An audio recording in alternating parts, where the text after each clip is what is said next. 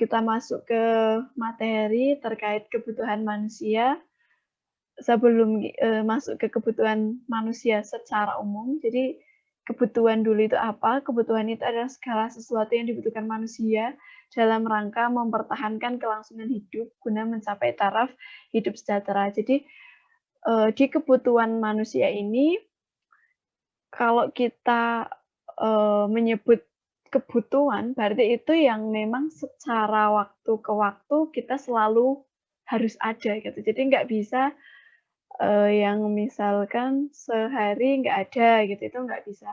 Nah, contoh dari kebutuhan ini ada kebutuhan yang paling krusial untuk dipenuhi itu ya kebutuhan primer. Baik, selanjutnya itu ada faktor-faktor yang mempengaruhi terkait kebutuhan. Sebenarnya kebutuhan itu dipengaruhi oleh apa saja sih ya? Dipengaruhi oleh pertama lingkungan. Kenapa lingkungan mempengaruhi kebutuhan? Karena kalau misalnya lingkungan kita itu rich, maka kebutuhan kita juga akan mengikuti dengan lingkungan kita gitu. Dan kalau misalkan lingkungan kita itu lingkungan yang apa ya namanya? Culture-nya itu akademis banget gitu, maka kita akan kebutuhannya ya terkait itu juga gitu kan. Terus juga agama, agama juga mempengaruhi kebutuhan, kenapa?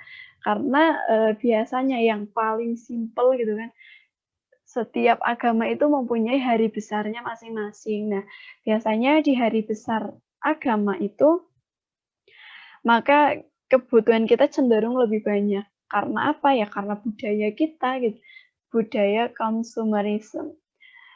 Terus selanjutnya ada adat istiadat. Nah, ketika adat istiadatnya kita berbeda, maka kebutuhan kita pun berbeda. Mungkin kalau di daerah timur, mereka akan cenderung membutuhkan kapal. Ya, mungkin itu ya perahu, atau kalau di daerah pesisir, maka mereka akan lebih membutuhkan karena panas kulkas misalkan gitu. Tapi berbeda lagi gitu kan. Kalau ini adat istiadat ya, kalau misalkan kita di masyarakat Jawa itu biasanya butuh apa sih, mungkin kan ada acara-acara yang sesuai dengan adatnya mereka gitu kan. Nah nah itu kebutuhan yang apa ya, hal yang mempengaruhi kebutuhan. Terus selanjutnya ada peradaban. Peradaban itu juga mempengaruhi kebutuhan. Semakin maju peradaban, maka akan semakin banyak gitu ya, membutuhkan barang, maksudnya varian barangnya itu semakin banyak. Jadi kalau mungkin kita tinggal di desa, mungkin kita butuhnya ya makan, terus terkait mungkin budaya gitu kan, adat istiadat, agama, terus kalau misalkan peradaban kita masih, apa namanya, peradaban kita itu masih, kayak di 2.0, apa namanya ya, culture-nya kita itu ya memang agrari gitu, maka yang dibutuhkan adalah, cangkul, terus ya hal-hal yang sesuai dengan culture pertanian. Berbeda dengan peradaban yang sudah, sampai ke tahap citizen. Jadi kalau misalnya peradabannya itu sudah peradaban kota, maka kebutuhannya juga akan mengikuti dengan peradabannya. Selanjutnya, jenis-jenis kebutuhan. Jadi kebutuhan itu dibagi menjadi 4, menurut jenis kebutuhannya itu dibagi menjadi 4 menurut intensitasnya, itu ada primer, sekunder, dan juga tersier. Menurut subjeknya itu ada individu dan umum, menurut waktu itu ada sekarang dan masa yang akan datang, menurut sifatnya itu ada jasmani dan rohani. Kita bahas satu persatu kebutuhan menurut intensitasnya. Yang pertama yaitu primer. Primer itu ya kayak sandang, papan, pangan lah, yang udah biasa. Terus sekunder yang mungkin TV gitu ya, terus mungkin kendaraan bermotor gitu, terus mungkin apalagi ya yang kira-kira, mungkin buku itu juga masuk ke kebutuhan sekunder. Sedangkan tersier itu mungkin mobil mewah, pesawat, atau apalah yang kita bisa menjangkau gitu.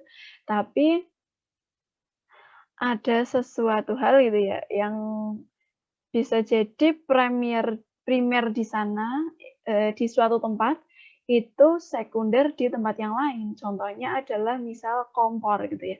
Kompor di kota mungkin itu adalah kebutuhan primer, karena kalau tidak menggunakan kompor, maka mereka tidak bisa memasak kayak gitu. Tapi kalau di desa, mungkin kompor itu menjadi kebutuhan sekunder karena masih bisa digantikan dengan, tungku seperti itu.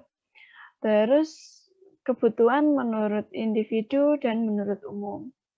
Kalau menurut individu, ya kayak tadi sih tetap, sandang papan pangan itu kebutuhan individu lah.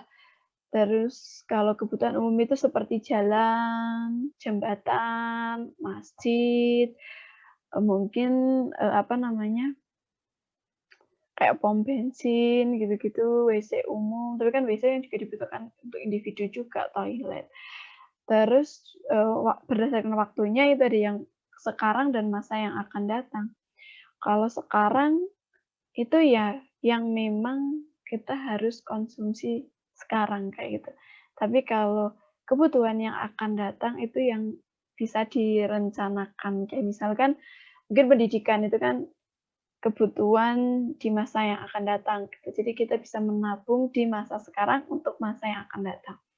Nah, yang terakhir itu menurut sifatnya ada kebutuhan jasmani dan ada kebutuhan rohani. Kalau kebutuhan jasmani, ya hal-hal yang menyangkut fisik kayak tadi kebutuhan primer, sandang papan pangan itu kan bisa kita konsumsi secara fisik.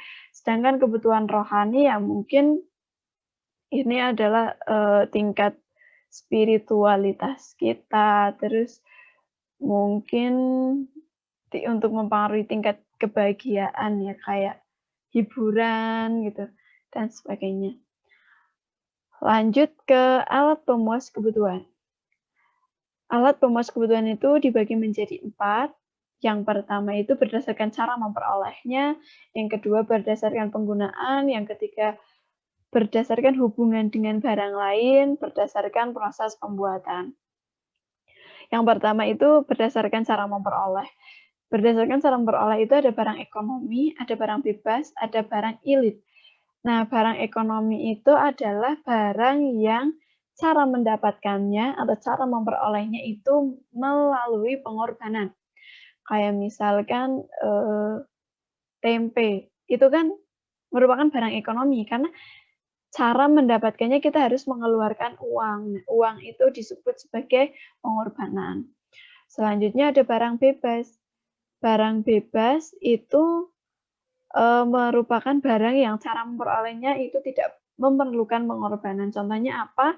Mungkin kalau di sini adalah udara, air bagi yang tidak berkorban gitu ya, tapi bagi yang berkorban ya udara. Terus cahaya sinar matahari itu juga bisa. Terus berdasarkan penggunaannya, itu ada barang-barang konsumsi dan ada barang produksi. Nah, nanti di sini itu ada barang produksi itu adalah barang-barang mentah atau barang setengah jadi. Tapi untuk barang konsumsi itu berarti barang-barang yang sudah bisa kita pakai atau kita makan gitu. Nah, barang produksi itu biasanya misal karet, terus ada apa lagi ya? Ada karet, terus ada tepung, ya dan sebagainya. Sedangkan barang konsumsi ya seperti food and, apa ya namanya, pakaian gitu, kayak gitu. Selanjutnya ada hubungan dengan barang lain. Hubungan dengan barang lain ini ada barang substitusi dan ada barang komplement. Barang substitusi itu adalah barang pengganti. Sedangkan barang komplement itu adalah barang pelengkap. Barang substitusi itu contohnya apa sih gitu yang bisa digantikan gitu kan. Ya misalkan gula Jawa diganti gula pasir ataupun mungkin beras diganti gandum gitu itu barang substitusi. Kalau komplementer itu misalkan adalah, eee, mungkin ballpoint itu dengan tintanya, nah itu komplementer. Karena kalau ballpoint tanpa tinta, maka tidak bisa digunakan. Terus ada dari proses pembuatan. Nah, ini juga tadi ya masuk ke penggunaan juga, ada barang jadi, barang setengah jadi, dan juga barang mentah.